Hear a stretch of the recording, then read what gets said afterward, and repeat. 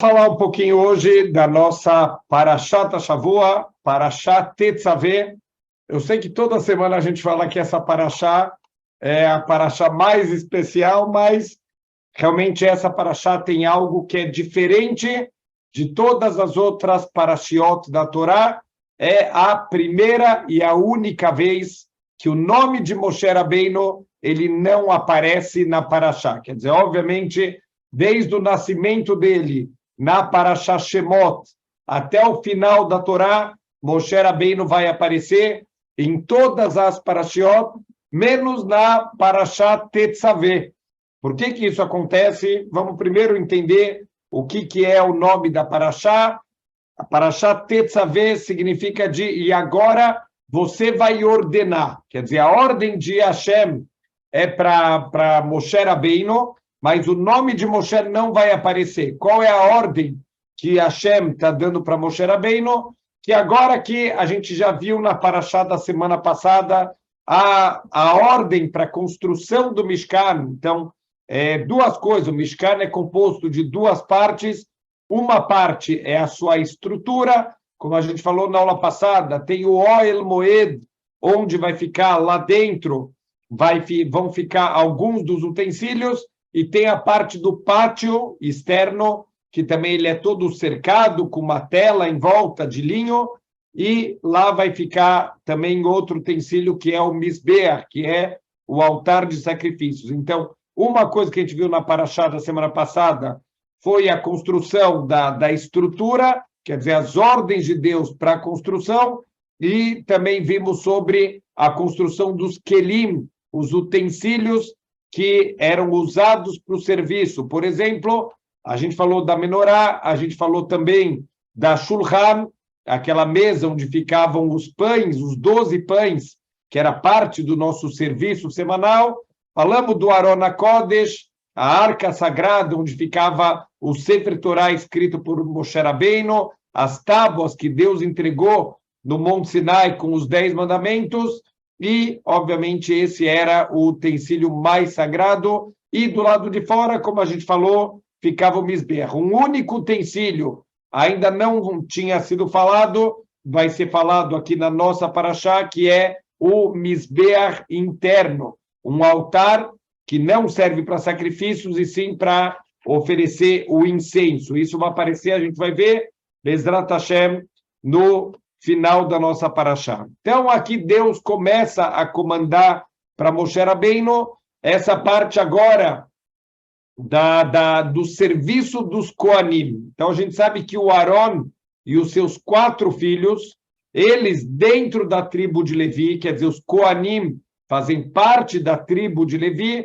A tribo de Levi, por si só, já é uma tribo mais elevada, já é uma tribo que tem uma participação especial aqui na espiritualidade do povo judeu, e dentro da tribo de Levi, o Aron e os seus 4 filhos, o Nadav, o Aviú, Elazar e Itamar, eles vão ser, entre aspas, inaugurados. A gente vai ver nessa Parashá a consagração dos Koanim, a inauguração, para eles se diferenciarem do resto do povo e começarem a fazer todos os serviços necessários no Mishkan. Como a gente falou, todos aqueles kelim, os utensílios, que vão ser usados para o serviço, mas a gente sabe que o principal serviço que tem dentro da Torá se chama korbanot, quer dizer, a oferenda de sacrifícios para Deus. Existem vários tipos de korbanot, com várias motivações diferentes, e aqui a gente vai começar a tratar nessa Parashá um pouquinho mais disso, porque a partir do momento que o Mishkan ele for construído, ele vira o centro aonde a gente vai, quer dizer, tudo vai ser centralizado agora nesse Mishkan. Antes do Mishkan existia a permissão de fazer sacrifícios, obviamente fora do templo, cada um ter o seu altar particular. A gente viu várias vezes na Torá, Avraham, Yitzhak, Yaakov, todos eles oferecendo sacrifícios para Deus, mas a partir do momento que o Mishkan é construído, então tudo é centralizado no Mishkan e fica proibido qualquer pessoa fazer serviços fora, fazer korbanot fora desse Mishkan. Então, assim começa a Parashá, quando Deus pede para Moshe para ordenar para os Koanim o que vão ser os serviços que eles vão fazer, e para poder fazer esse serviço, eles vão ter uma roupa especial. Por que um Kohen tem que ter uma roupa especial? Porque ele tem que, primeiro, as pessoas têm que respeitar aquele que faz os serviços, e, fora isso, o próprio Kohen, ele precisa entender a sua importância. Então, quer dizer, a forma que a pessoa se veste, a forma que a pessoa se prepara para fazer um serviço, isso vai ter um impacto muito grande na forma que o serviço vai ser feito. Se a pessoa ela se veste de qualquer jeito, e eu vejo, infelizmente, é muito comum acontecer esse tipo de coisa, que obviamente é um erro muito grande. Tem muitas pessoas que trabalham de terno e gravata, mas quando vão na tefilá, vão com calça de ginástica e camiseta. Peraí, Deus merece menos respeito do que seus clientes? Por que seus clientes merecem um terno e gravata, mas Deus merece uma camiseta e uma calça? Se a pessoa usa o dia inteiro calça de ginástica e camiseta, ele vai assim também na tefilá, ainda dá para entender. Mas a pessoa que chega em casa, ele tira o terno e a gravata e coloca uma roupa de ginástica para ir fazer tefilá, certamente isso é um zilzul, isso é um desprezo com o serviço de Deus. Então, é muito importante que o Kohen ele vista uma roupa especial para que os outros deem importância e para que ele mesmo sinta a importância do serviço que ele está fazendo. Então, por que essa ordem vem para Moshe Rabbeinu? Porque 3 coisas Moshe ele vai cuidar pessoalmente. A primeira coisa, é o primeiro assunto da nossa Parashá, é o Shemen, o óleo para acender. Shemen, a maior é chamado o óleo, o azeite de iluminação, porque é o combustível que vai ser usado para o acendimento da menorá. A gente já vai entrar aqui nesse ponto. Outro serviço que Moshe que vai fazer pessoalmente é a inauguração dos Koanim e do Mishkan, quer dizer, ele que vai fazer esse começo, ele que vai vestir os Koanim, ele que vai preparar os Koanim para eles assumirem o cargo, e ele que vai preparar o Mishkan para ele ter a santidade necessária para que a gente possa fazer os serviços dentro dele. E o terceiro, o que Moshe, ele pessoalmente vai fazer também, é a escolha dos construtores.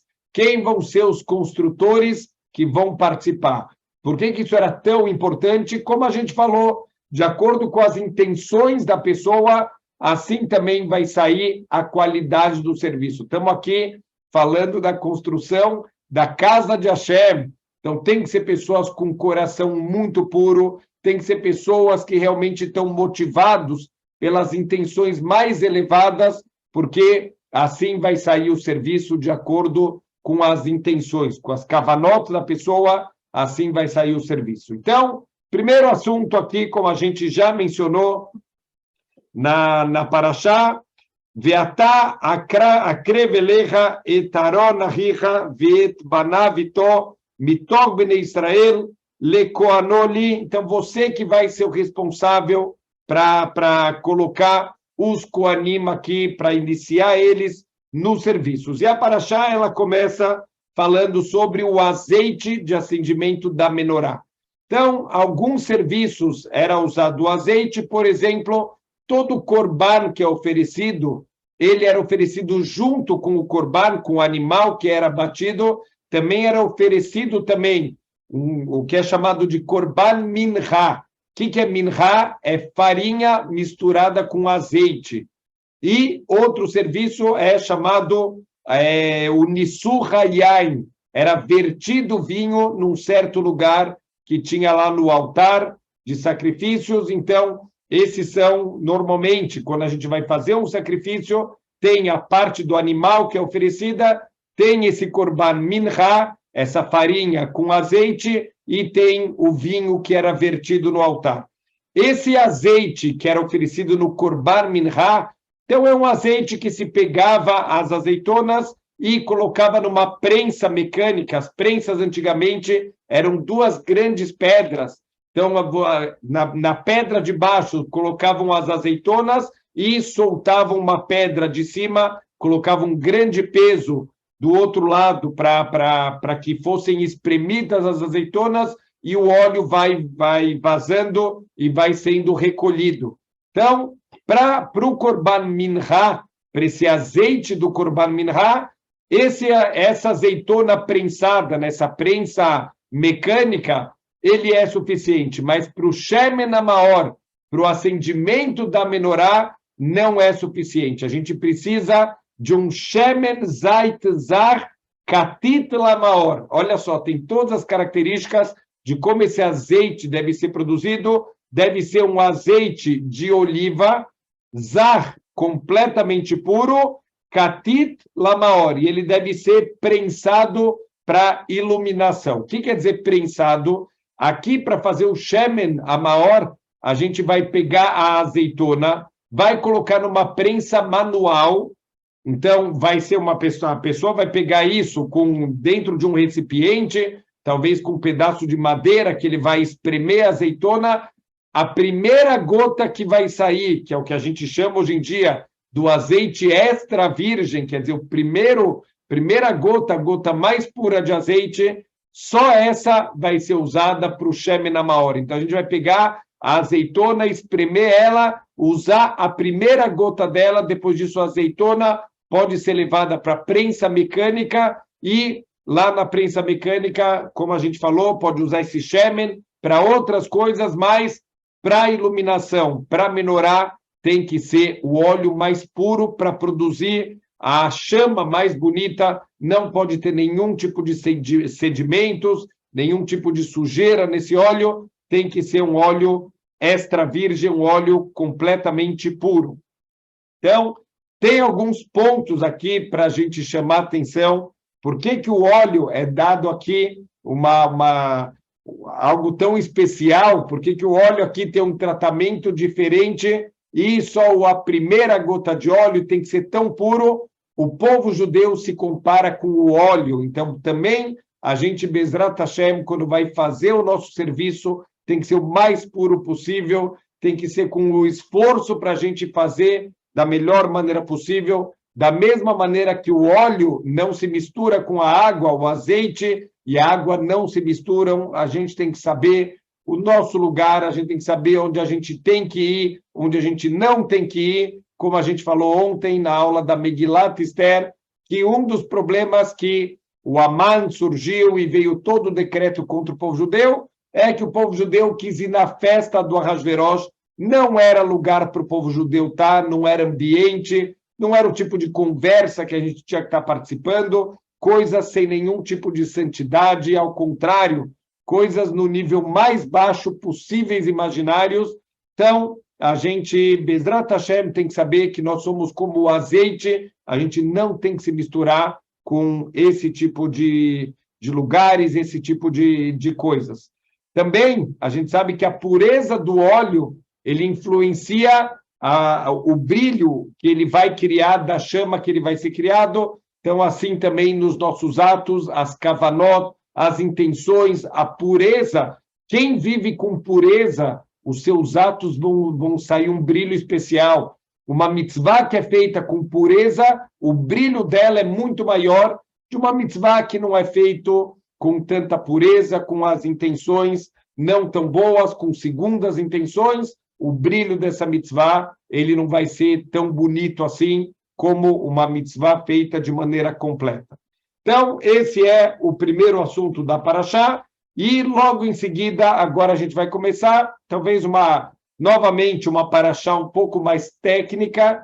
Por quê? Porque agora a gente vai começar a descrever com todos os detalhes as roupas do Kohen Gadol. O Kohen Gadol, ele vestia 8 roupas. A verdade é que existem, vamos chamar dessa maneira, não sei se maneira mais bonita e honrosa, mas só para a gente entender, existem 2 uniformes que o Kohen Gadol ele usa.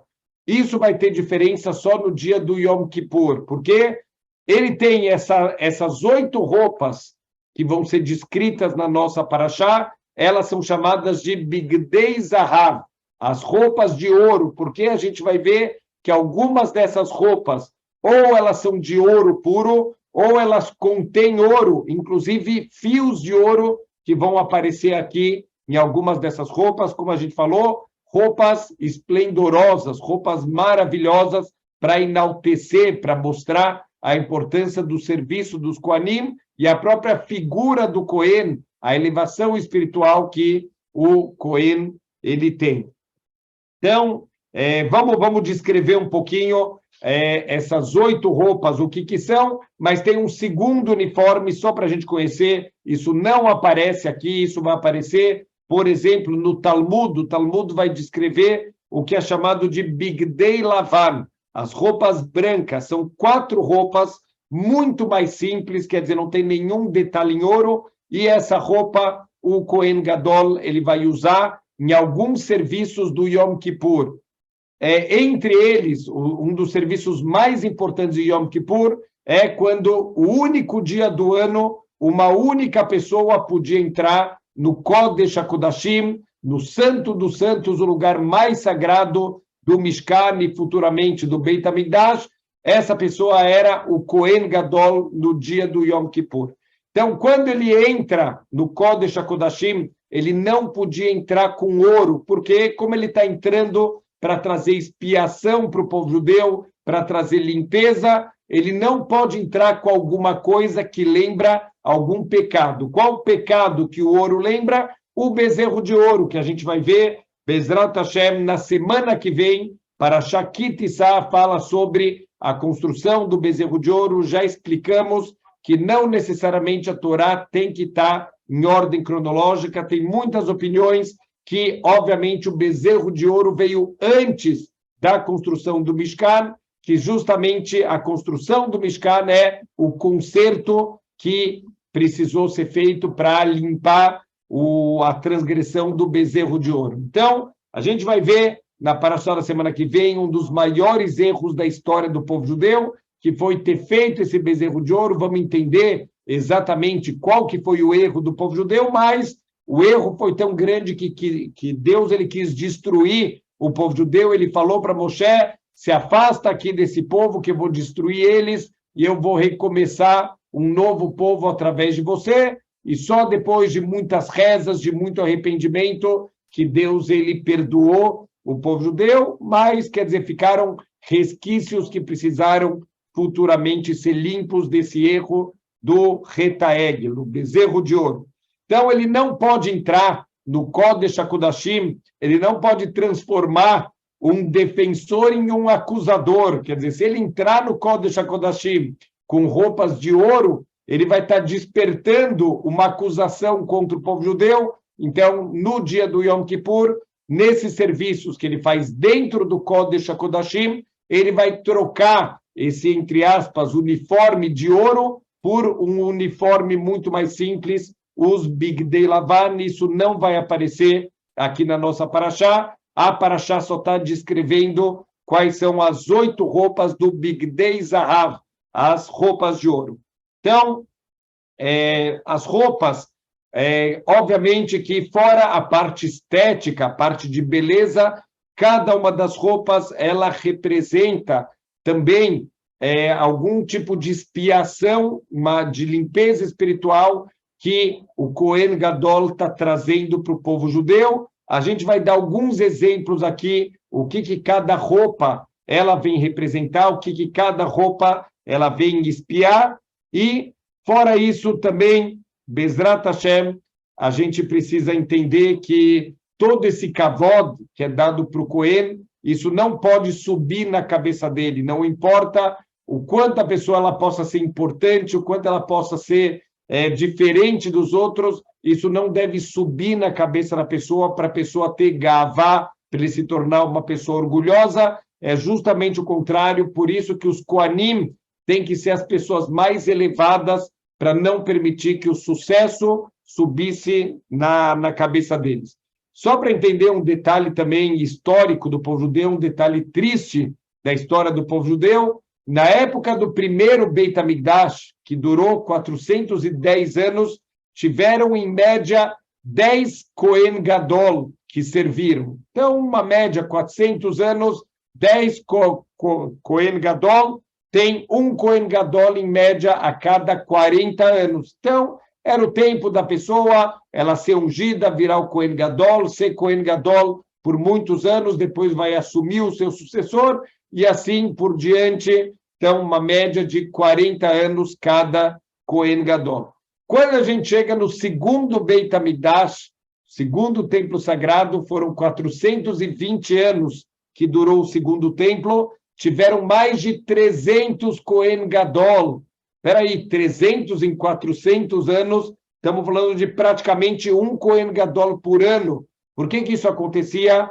Na época do segundo Beit HaMikdash, o nível do povo judeu já estava muito mais baixo, já não tem mais todos os utensílios, até uma das roupas do Cohen Gadol, a gente vai explicar que mudou entre o primeiro e o segundo Beit HaMikdash, já não tem mais o Aron HaKodesh no segundo Beit HaMikdash, a arca sagrada, já não tem mais o Shemen HaMishcha, o azeite que foi preparado por Moshe Rabbeinu para ungir os Kohanim, para ungir os reis.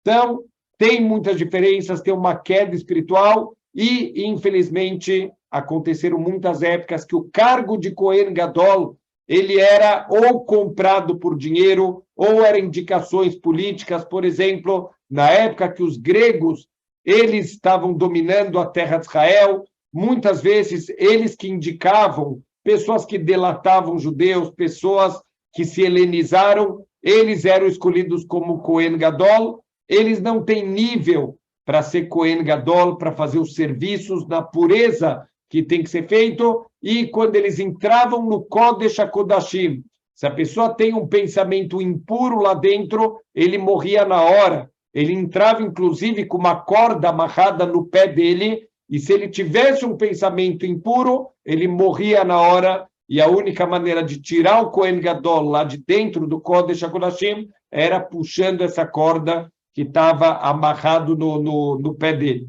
Então, vamos começar a falar um pouquinho da roupa do Cohen Gadol. Primeira roupa que a nossa paraxá ela vai descrever, ela se chama efod. Efod é um avental, seria, mas é interessante que é um avental, só que fica nas costas, a parte do avental. Ele era aberto na frente e ele era fechado atrás. E o Rashi, ele explica muito interessante que isso era muito parecido que uma das roupas que as mulheres da nobreza francesa, o Rashi, ele era francês, então ele viu que uma das roupas que as mulheres da nobreza lá na França usavam quando elas iam cavalgar, elas colocavam também um avental que protegia a roupa por trás, a parte de trás da roupa. Então ele descreve que, para explicar para as pessoas, ele usava na época essa roupa das mulheres francesas para explicar o efod, esse avental.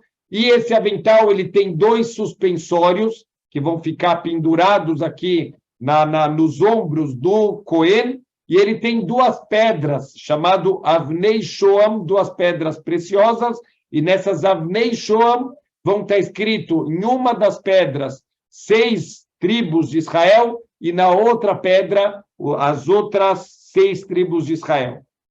Então, essa é a primeira roupa. Do que ela é feita? Ela é feita de lã azul celeste, lã púrpura, tolat shani, que é uma lã tingida de vermelho, veshesh mashzar, e de linho também, e tem misturado aqui também, vão ter alguns fios de ouro. Então, quer dizer, era uma roupa muito bonita, uma roupa realmente muito honrosa, que o Cohen Gadol ele vai usar. E depois disso vem o Roshen Mishpat.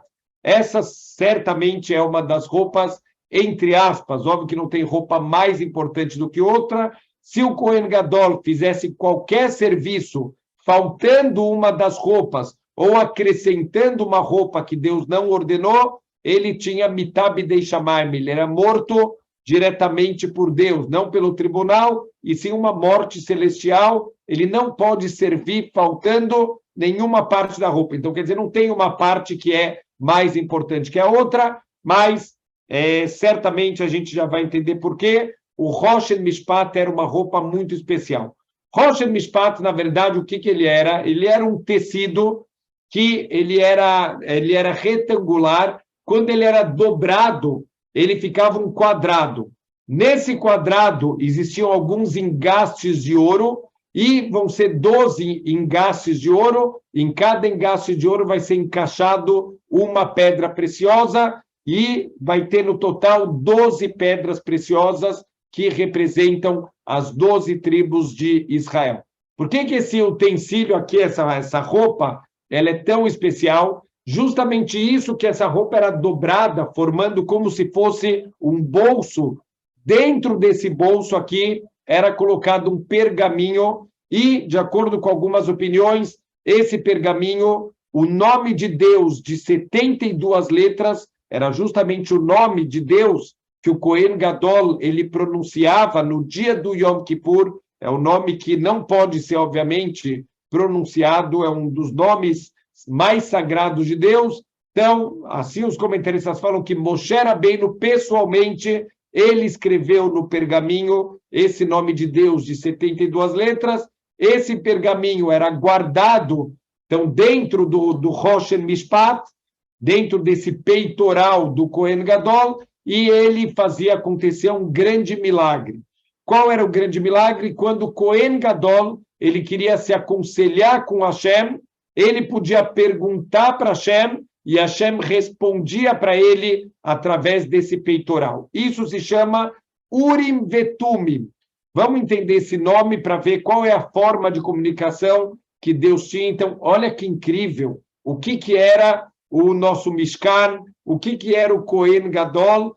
Pessoas que têm uma comunicação literalmente direta com Deus, que você pode falar com Deus e Deus vai responder para você através dessa roupa. Então, Urim vem da linguagem de Or. Or é luz.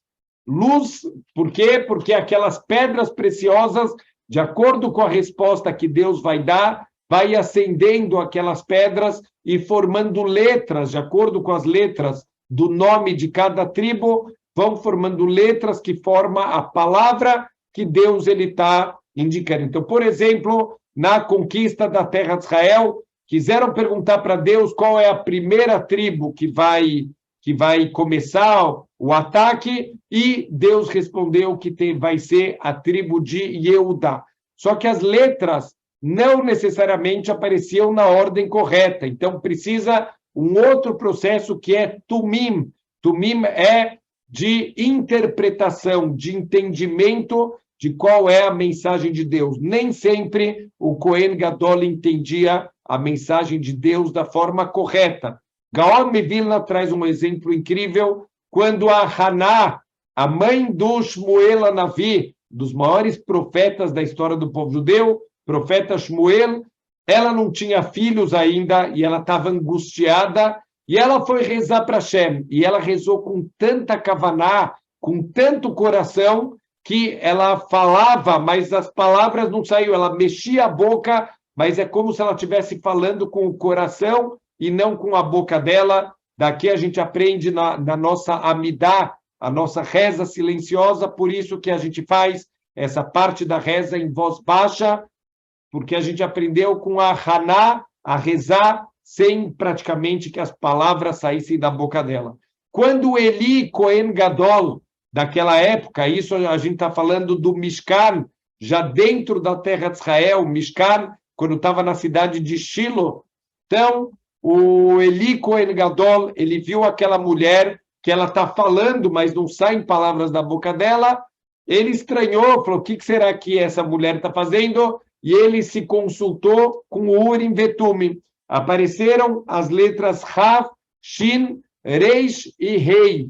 Então, como que ele interpretou? A palavra Shikorá, essa mulher está bêbada. E ele foi dar uma bronca na Haná, falou, que feio, você veio aqui servir Deus bêbada, não é bonito assim? Ela falou, não, mas eu não estou bêbada, eu estou sóbria, eu estou derramando meu coração para Deus. A verdade, o Gaon Mevilna fala, o Cohen Gadol cometeu um erro. As letras formavam também a palavra Ksherá, é uma mulher boa, uma mulher reta, uma mulher decente. Então não tem nada de uma mulher bêbada, ele interpretou errado as letras que apareceram. Então, não adianta só as letras, precisa também da interpretação, qual é a mensagem de Deus. Então, aqui é o que a gente falou, uma diferença que tem entre o primeiro Beit HaMikdash e o segundo Beit HaMikdash, quando o povo judeu percebeu que o templo ele ia ser atacado na época da destruição do primeiro templo, então um dos reis da época ele escondeu alguns dos utensílios, por exemplo, o Aron HaKodesh foi escondido, o Shemen HaMishcha, o óleo de unção, que foi preparado pessoalmente por Moshe Rabbeinu, também ele foi escondido, e o Urim Vetumim, esse pergaminho com o nome de Deus, ele também foi escondido. E nada disso voltou para o segundo Beit HaMikdash. Então, no segundo Beit HaMikdash já não tinha mais o Urim Vetumim, não tem mais como fazer perguntas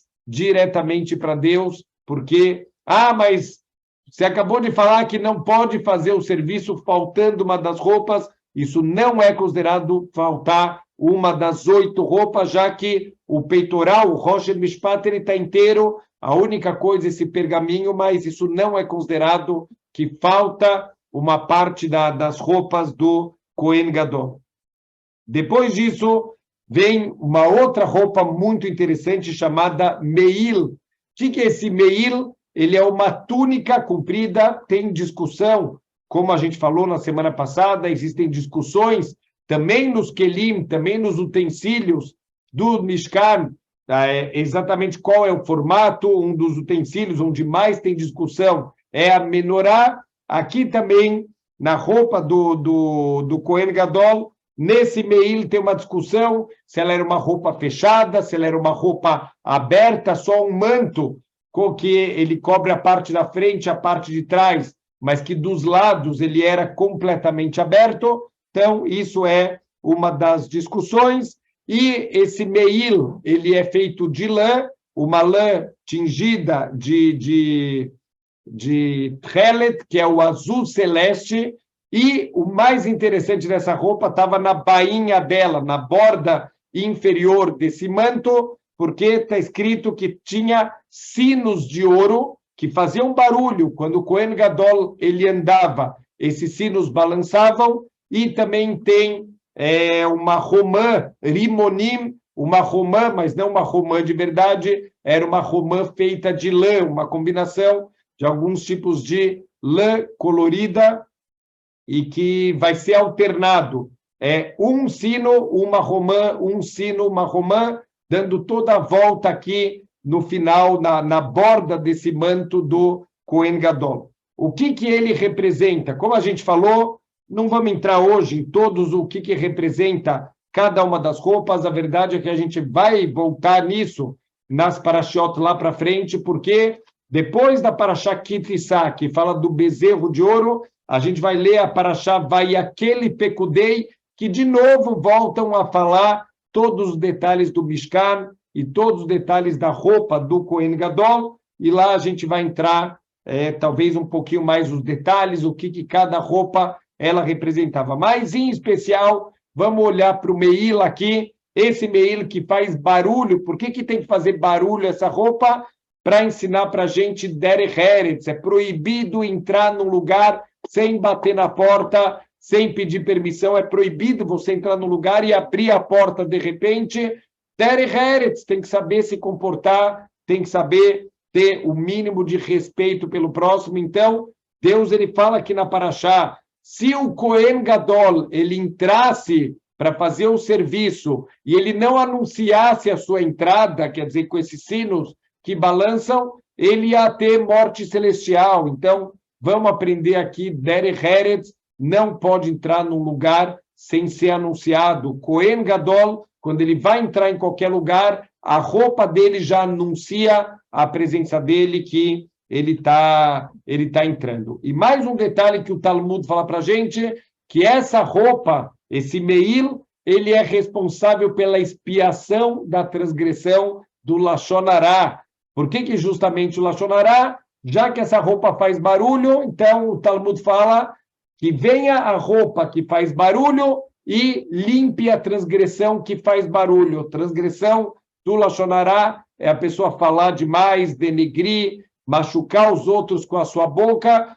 Então, aquela transgressão que faz barulho, ela vai ser espiada, vai ser limpada pela roupa que faz barulho. Então, aqui é muito interessante, só que tem um detalhe. A gente falou que tem uma romã e tem um sino de ouro, uma romã e um sino de ouro, mas a linguagem da Torá, a Torá fala que é um sino de ouro entre duas romãs. Mas a verdade é que podia ter falado o contrário, podia ter falado que é 2 sinos de ouro e uma romã no meio. Por que justamente a Parashá descreve para a gente 2 romãs com um sino no meio, se era alternado? Olha que os nossos sábios falam. A romã, ela era feita de lã. Lã não faz barulho nenhum. Se você jogar um novelo de lã no chão, ele não emite nenhum som. O sino, ao contrário, ele representa a nossa boca, que tem lá o sino, a parte externa, e tem o badalo lá no meio, que é o que faz barulho, que representa a nossa língua. Então, olha que incrível. Tem dois objetos que não fazem barulho e um objeto que faz barulho. Para cada minuto que você fala, fica 2 minutos em silêncio. Se falou meia hora, fica 1 hora em silêncio. Por quê? O que os nossos sábios estão ensinando? O que a Torá está ensinando para a gente? Que uma das grandes causas do Lashon Hara é a pessoa querer falar o tempo inteiro. Então, tem gente que sente que precisa, que não pode, não é legal, silêncio é chato, preciso falar alguma coisa. Tudo bem, se a pessoa quer falar, fala de Torá, fala de coisas elevadas, de coisas grandes, não sobre a vida das pessoas, não denegrindo as outras pessoas. Então, uma das maneiras da gente evitar o Lashon Hara é ficar em silêncio. Se não tem nada que vai acrescentar, se não tem nada positivo, se não tem nada construtivo, fique em silêncio, não tem problema nenhum ficar em silêncio, não tem nenhuma proibição a gente ficar em silêncio. Então, para cada minuto que você fala, fica 2 minutos em silêncio. Dessa maneira, a gente vai evitar bastante Lashon Hara na nossa vida. Então, perguntando aqui se tem algum ritual nos dias de hoje nas sinagogas que é remanescente do Mishkan ou do Beit HaMikdash, uma boa pergunta. Não me vem na cabeça agora nada. Com certeza deve ter costumes, deve ter coisas que foram inseridas no nosso serviço, mas talvez uma das coisas que sim, antes da Tefilá, por exemplo, a gente lê todo o Seder Korbanot. Então, quer dizer, a gente pronuncia, já que a gente não pode oferecer os Korbanot, a gente pronuncia os Korbanot, tanto na reza da manhã quanto na reza da tarde. Mas eu vou tentar lembrar depois se tem mais outros pontos que foram baseados, que a gente pegou como modelo o serviço que era feito no Mishkan e futuramente no nosso Beit HaMikdash. Outro ponto aqui, vamos seguir para a próxima roupa. A próxima roupa chama tzitz. O que é tzitz?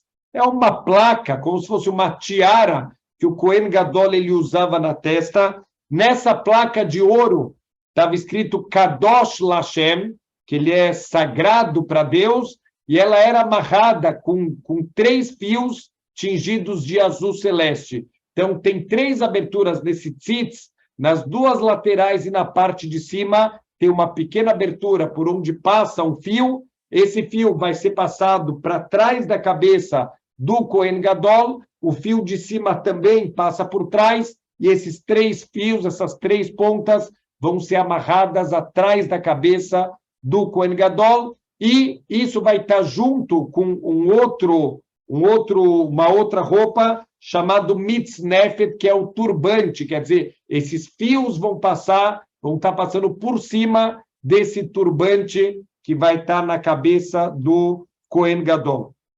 Depois disso, tem uma outra roupa muito interessante chamada avnet.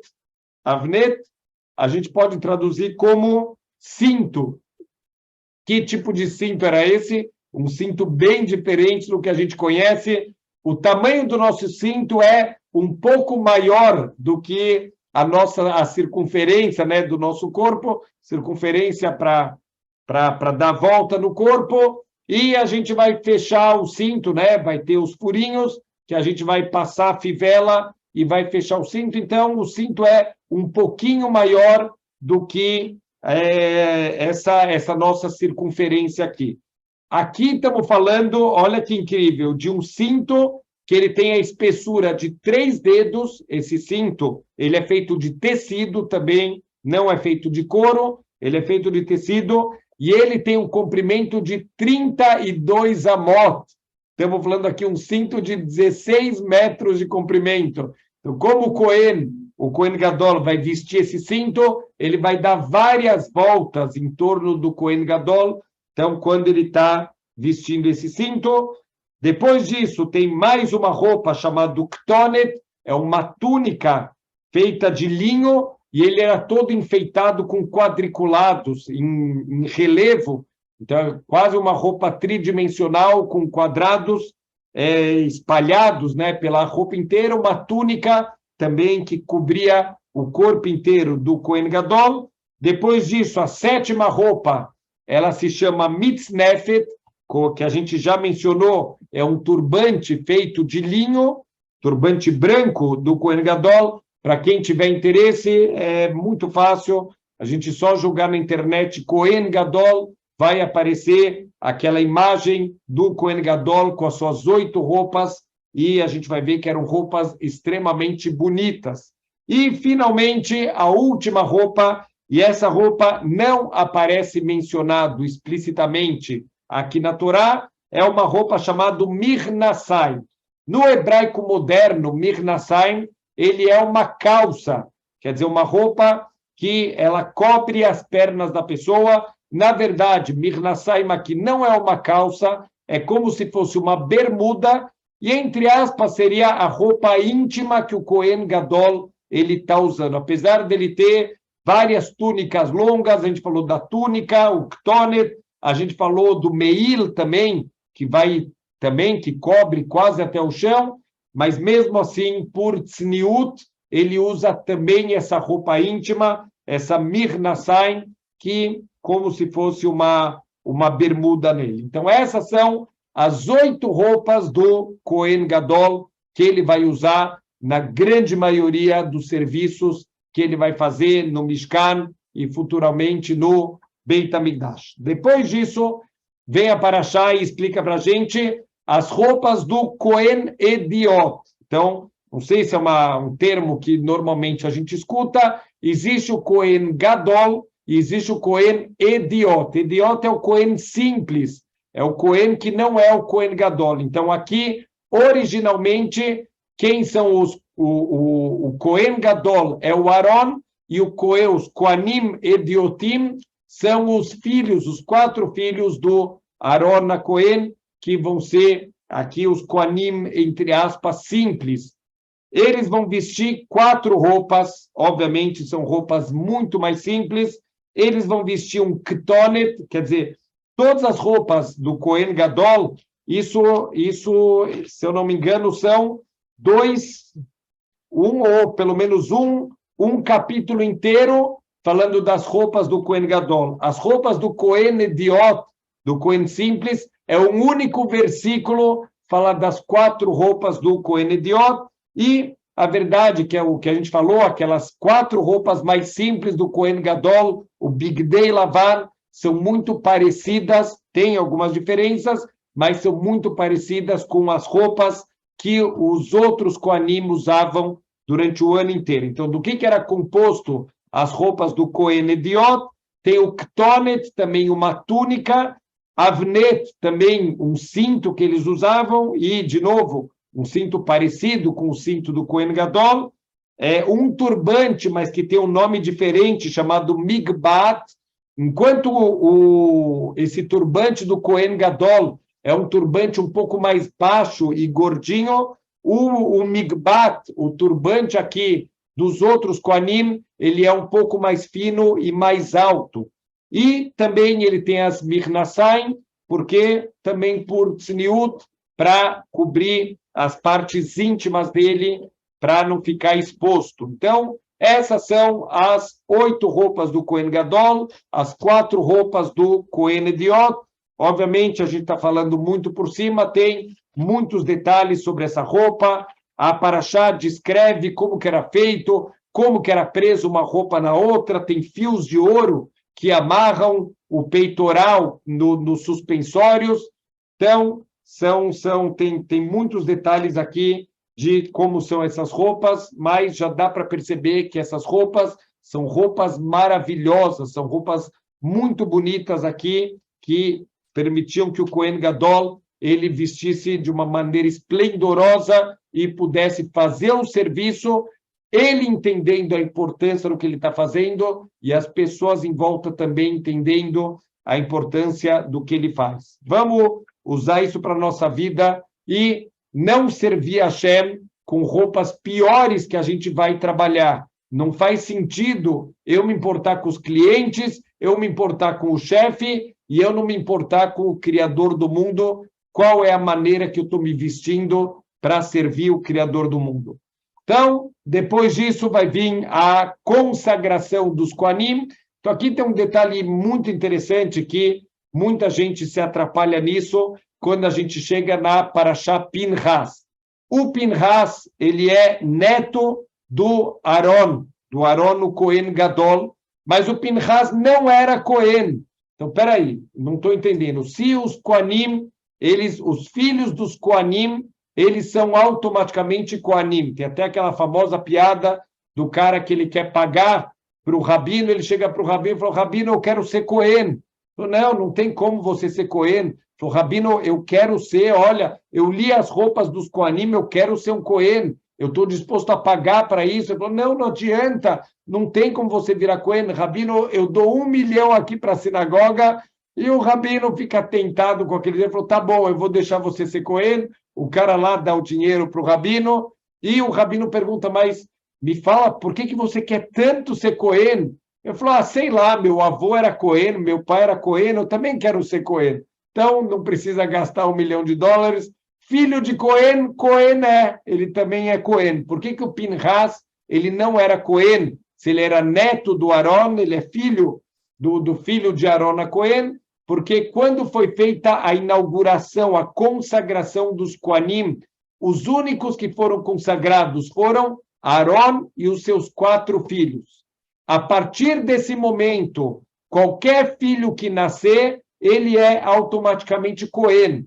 Mas se naquele momento já tivesse algum neto do Aron vivo, ele não viraria Cohen.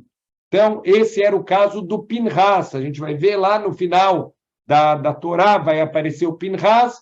Por que ele não era Cohen? Porque nesse momento aqui da consagração dos Kohanim, ele já estava vivo, ele é neto do Aron, ele não foi consagrado e ele não nasceu depois disso, por isso que ele não era Cohen. Ele vai se transformar em Cohen por um ato heróico que ele fez, mas originalmente ele não era Cohen. Então, essa consagração dos Kohanim, o Moshe Rabbeinu pessoalmente vai participar disso, os Kohanim foram mergulhar na mikve para se purificar, e depois disso, Moshe Rabbeinu pessoalmente vestiu as 8 roupas do Kohen Gadol e as 4 roupas do Kohen Ediot nos filhos de Aron a Kohen, para preparar eles para fazer o serviço. Depois disso, a Parashá vem trazer para a gente a consagração do altar. Tiveram Shivat Yemei Miluim, para o Mishkan ele começar a funcionar, tiveram 7 dias de inauguração. Quem fez essa inauguração foi Moshe Rabbeinu. Por 7 dias, ele montou o Mishkan, ele fez os serviços do Mishkan e ele desmontava o Mishkan. Assim foram 7 dias, um depois do outro, até quando chegou no 8º dia, que justamente o nome da Parashá Shmini, lá no Sefer Vaikra, é porque é o 8º dia, quer dizer, depois dos 7 dias da inauguração do Mishkan.